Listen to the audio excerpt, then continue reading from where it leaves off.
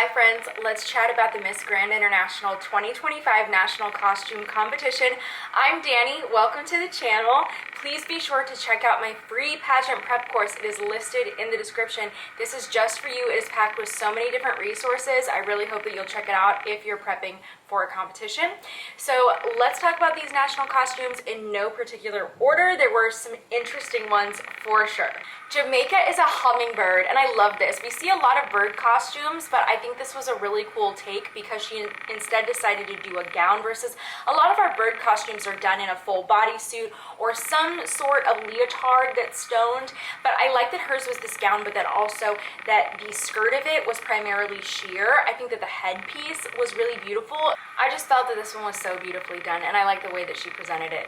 Mexico was representing La Catrina, and La Catrina is also this kind of character figure that's associated with Dia de los Muertos, and so this gown symbolizes life and death. I think that the colors were beautiful. I love the train of this gown. Her hat, the prop that she was carrying was really cool, and also this character is representative of upper middle class women of generations past. Czech Republic had a really cool costume because the front of the costume represented an eagle and then the back represented a lion, and this is also a representation of their coat of arms. And of course we have to talk about the fact that she presented this on point. I love in competition when contestants are able to showcase some other talents that we don't see from them, and I just thought this was very creative, and she gets extra points for me because she presented it in a really unique way as well. Malaysia's national costume, very, very cool. This is actually inspired by a queen, but also we are seeing another warrior theme happening here. But this warrior is actually the protector of heritage. She is a leader, and she safeguards people and traditions. And I thought that was really cool. And it's just so memorable too because of the sheer size, I think, of this. And I think it was nice that they went with the black and the white, that really, really bold contrast on stage. Absolutely loved Cuba's national costume. I have seen some other costumes that have drums incorporated in them, and I've talked about them on this channel. I think they're so cute. I like that this costume features the colors of their flag, but then also it's this very beautiful representation of the culture of music history in their country as well. So that was so fun. Fun fact, Cuba's brother actually represented Cuba at Manhunt International this year, and I attended that competition because it was streamed on QBN. So I actually got to meet him there, which was really cool. Vietnam has been bringing some great national costumes across the board. I will say, check out my national costume recap for last year's Miss Cosmo 2024 because Vietnam had one of my favorite costumes there. I still can't get it out of my head. I would kind of put this on that same level because of the intricacy, the reveal aspect of it, the turn she was able to do. I don't even know how this was possible. I don't even understand how this was constructed. Was she on wheels? What was happening here? I don't know, but it was great. Ghana was cute. She did this little reveal, and this is also a goddess-inspired costume. What I like is that she had the jars in her hands, and then the jars kind of had water overflowing. Now, her goddess costume was representative of fertility and femininity and being a divine goddess. So she looked really, really beautiful. Also, her skin, the glow I aspire to achieve. She had it. First of all, when Japan came out, I thought this was a cool costume already. I thought that the colors obviously reflected the Japanese flag. I just thought that the design of it was really cool, the way that she started things out. But then she gets up there and she's doing some gymnastics. She's given us a little back handspring, I don't even know, round off, cartwheel, something, all right? And what's cool about this is that not many contestants, I would assume, have those gymnastic skills. So the way that she presented this national costume is a way that kind of only she can do, or not many would be able to do or accomplish. So I feel like that kind of took it up a little bit. And also, when you think, at least in the US, I think that when you think of ninjas or warriors, that you often picture somebody that's incredibly agile and that can do flips and has flexibility. And so it was actually cool that it was such a literal representation of that. Puerto Rico was really fun. So she is actually representative of a monster that encourages little children to behave. So we actually see there's also a crib attached to this and a little baby.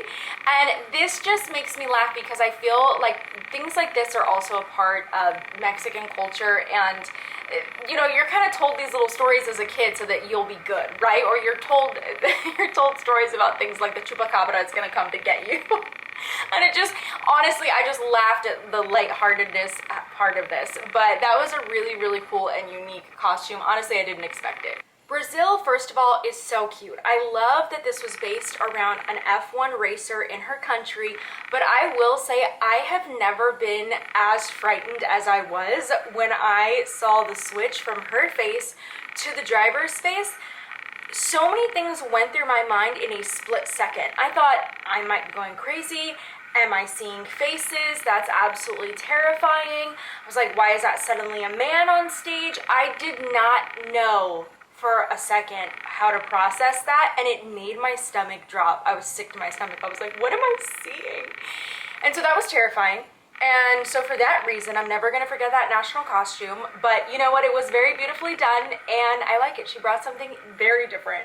UK, y'all know I love a food costume, and honestly, the second I saw this, I was immediately hungry. She is so cute. She is fish and chips. She's fish and chips, and she's even wrapped herself in a newspaper, which I guess is the norm for fish and chips. But I like that she even has her own news story on the back of the newspaper.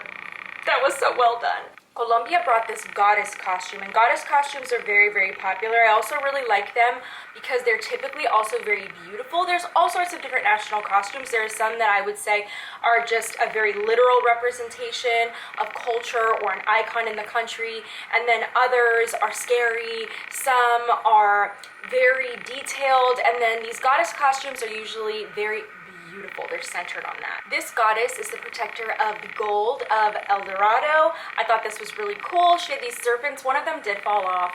Oh well, it happens. But then she also had this kind of rhinestoned egg or a diamond. I don't know exactly what it was supposed to be, but it was kind of a cool touch, and she looked very beautiful. Spain. I like that this is a very different take on the flamenco dresses. So we see a lot of these on a Miss Spain, but I haven't really seen them where they have a high-low hem. Typically we see them in their floor-length gowns, and they're very beautiful in my opinion. But I thought that this was lovely, and honestly, the color, she lucked out. It really popped on that stage. Philippines was a moon goddess. Whenever I think of that, I can't help but think of Sailor Moon. I was such a fan when I was a little girl. I really, really like the details here in all of the headpiece. Seeing these emerald cut stones is something I don't really notice in a lot of national costumes. Definitely not that many of them, right? Like usually if there's an emerald cut or a large stone, like the ones that she had on her headpiece, usually there's kind of like one or two in a centerpiece. But this was really cool that we saw all these oversized stones. I think she looked really, really beautiful in this. I honestly kind of expected that she might wear something even bigger than this, just in size, because in the Philippines, they really show up with their national costumes. Honestly, just watch the national costume competition for Grand, for Universe, Binibining Pilipinas, all of them. Check it out because they have some of the most impressive national costumes. Ecuador's costume was so cool. The closest thing I can think of that reminds me of this costume was Miss Universe Indonesia 2020. She actually had a costume that was the Komodo dragon, and that costume was also based off of a couture piece from Mugler back in the 90s, I believe it was. And so this kind of is reminiscent of that because we're seeing this really cool reptile, and I just like the way that she presented this. It was beautiful. I didn't even know that there were iguanas that color, so I learned something new, and I just think that it was really cool that she was actually able to take this to the floor and present it in such a unique way. Thailand had one of the most impressive national costumes in my opinion, and no wonder. She's the hometown girl, so she's really got to show up. This was so cool. So this was representative of, as you can see, one of the Thai festivals. But in the big picture, she says that it's representative of Thai culture as a whole. So I thought that was so cool. It was beautifully done. She had a little face reveal at the end, and just the way that she carried this national costume on stage was so fun and entertaining.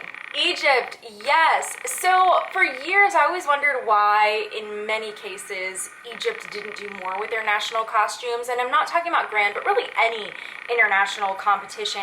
I think it probably just has to do with the support that they're getting. What I think is really cool if you're a Miss Egypt is there's so much opportunity to showcase the rich history of Egypt, specifically during the era of the pharaohs. And personally, I love watching any documentary on the pharaohs. When I was a little girl, one of the things I wanted to be was an archaeologist. I wanted to go and excavate lost pyramids and tombs. What's really cool about that era though is that they used to wear so many beautiful headpieces and garments, and they would just cover themselves in gold and jewels. And so this is such a great opportunity to wear really cool national costumes. So in this case, her costume was representative of course, the pharaohs, but also the gods Ra and Isis. Trinidad and Tobago, she also was a flower, but she had this really big reveal, I would say a very grand reveal.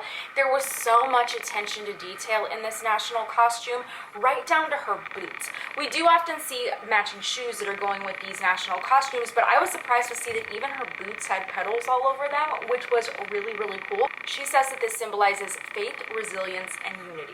Guatemala's costume was based off of the story of El Sombrero, and I thought that this was so cool. Obviously, the big sombrero that she's wearing, very, very cool, with all the fringe hanging down. It looked a little bit difficult to maneuver because that fringe, it often gets tangled, but I like the way that she presented this, and I like that historically that character is male and then she did the female take on this, so that was a really cool twist. South Africa is the blue crane, which is their national bird. I did not even know that. And this, honestly, I included it because I thought that the wings were so well done. It was just so pretty. I like the movement of the wings and the way that she presented it. Yes, we see a lot of bird-themed costumes, but no wonder. It's a really beautiful choice.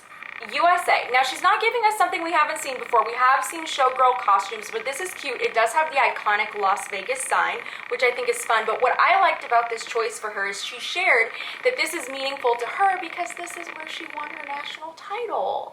She won in Las Vegas. And so I thought that was so cute.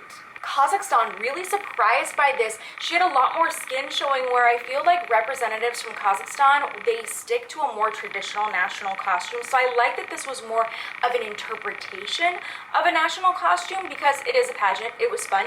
It was just so beautiful. I like the hairstyling for it. I like the rhinestones that were draped over her shoulder. This national costume represented duality, how women are nurturers, but also it is a representation of a female warrior. Peru looked beautiful. She was this pink orchid. She had a little bit of a reveal with the back. There was cool movement in this national costume. I think that it was just a really, really pretty national costume. And we didn't see too many just solo flower costumes. They are pretty popular, but this was really, really lovely. This is a symbol of peace and purity. And her message is that we should all live our lives and enjoy them in peace. Venezuela was top 5 for me for a national costume, if not number 1. Honestly, this was so regal. It was so elegant. I know that she's Venezuela, and obviously it's a powerhouse, but sometimes even a powerhouse surprises me. Even a powerhouse outdoes themselves, and I feel like that's what she was doing. This looked so expensive. Oh my gosh. The representation of the national flag and how this costume was in reference to the culture of pageantry in the country and how pageantry is celebrated there. And I just thought that that was so neat. But oh my goodness, the robe, and then the way that they clasped it in the front, just, I'm obsessed. Those were my thoughts for national costume, but let me know whose was your favorite. Leave it in the comments below, and also let me know what episode you'd like to see next.